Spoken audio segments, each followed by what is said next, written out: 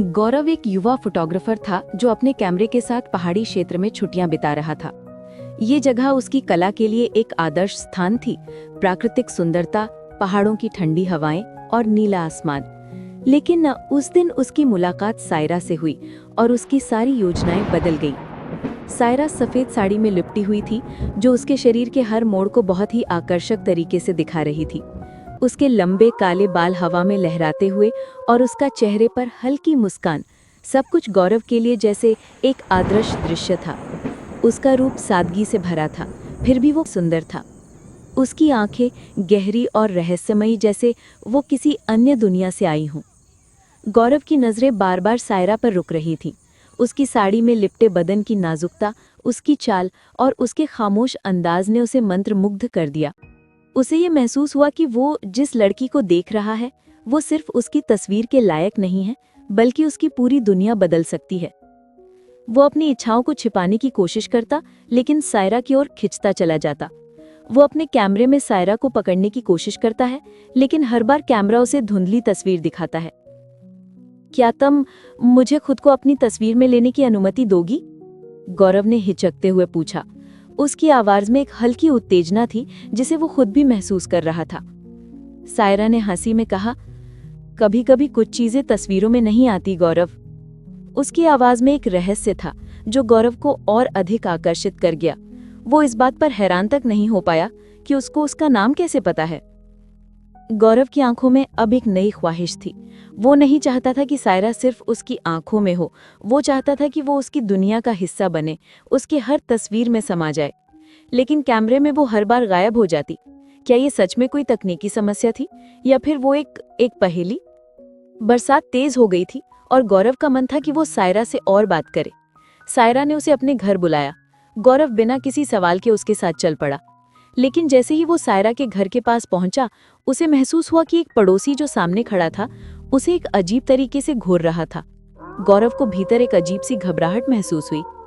उसकी घूरती आंखों में कुछ था जो गौरव को थोड़ा परेशान कर गया। कौन हो तुम? पड़ोसी ने गुस्से में पूछा। लेकिन गौरव ने कोई जवाब नहीं दिया और सीधे सायरा के घर की ओर बढ़ गया। तुम बाहर क्यों खड़े हो? सायरा ने उसे देखा और मुस्कुराते हुए कहा, आओ अंदर आ जाओ, बारिश में भीग जाओगे। गौरव सायरा के पीछे पीछे चलने लगा। जैसे ही वो सायरा के घर के अंदर पहुंचा तो देखा कि सायरा का घर बहुत ही अजीब था। ये पुराना और थोड़ा विकृत सा था, जैसे यहाँ समय ने अपना असर छोड़ दिया हो। अंधेरे कोनों में साया सा फैला हुआ था और घर के अंदर का माहौल एक तरह से ठंडा और गहरा था। सायरा ने उसे बैठने को कहा और फिर खुद चाय बनाने चली गई। गौरव कमरे में बैठा था और उसकी आंखों में सायरा का रूप लगातार घूम रहा था। उसकी साड़ी की सिलवटें, उसके बालों की लहराती हुई हर बारीकियां और उसकी आंखों में गहरी उदासी, सबने गौरव को जकड़ लिया था। गौरव की नजरें सहज ही उसकी तरफ खिंचती चली गईं। वो खुद को नियंत्रित नहीं कर पा रहा था। उसने कह ही दिया, तुम बहुत खूबसूरत हो। गौरव ने हल्के से कहा, तुम्हारी साड़ी, तुम्हारी खूबसूरती, ये सब कुछ, तुम सच में बहुत सुंदर हो। सायरा ने गहरी मुस्कान के साथ उसकी तरफ देखा और बोली, तुम मुझे देख रहे हो गौरव?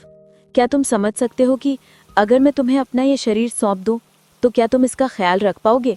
गौरव के भीतर एक तूफान सा उठने लगा। उसने अपनी इच्छाओं को दबाने की पूरी कोशिश की, लेकिन ये उसकी सबसे गहरी और सबसे पुरानी तृष्णा थी। वो सायरा की सुंदरता में खो चुका था और वो इस स्थिति में खुद को पूरी तरह से असहाय महसूस कर रहा था।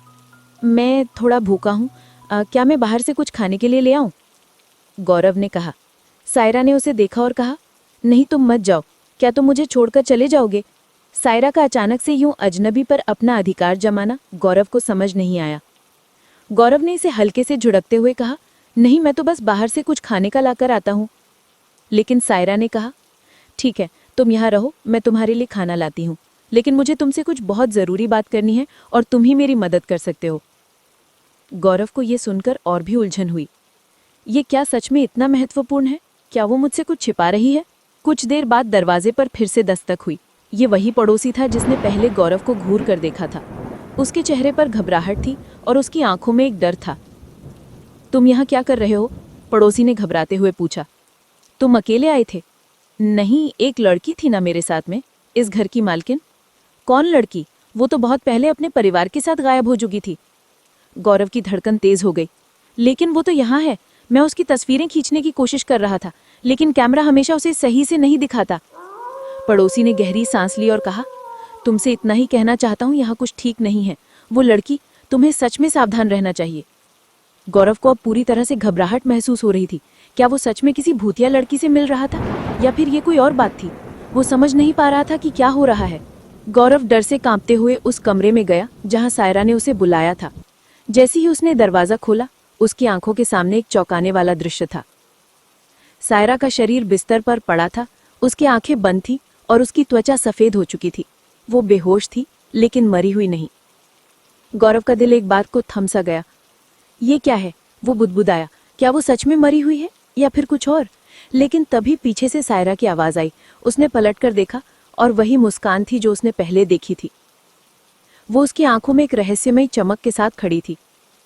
तुमने मेरे बदन का आकर्षण महसूस किया गौरव। अब क्या तुम मेरी मदद करोगे? क्या तुम मेरे कोमा में पड़े इस शरीर की रक्षा कर पाओगे? गौरव अब पूरी तरह से घबराया हुआ था।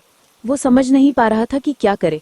क्या वो सायरा की मदद करेगा या फिर इस डरावनी दुनिया से भाग जाएगा?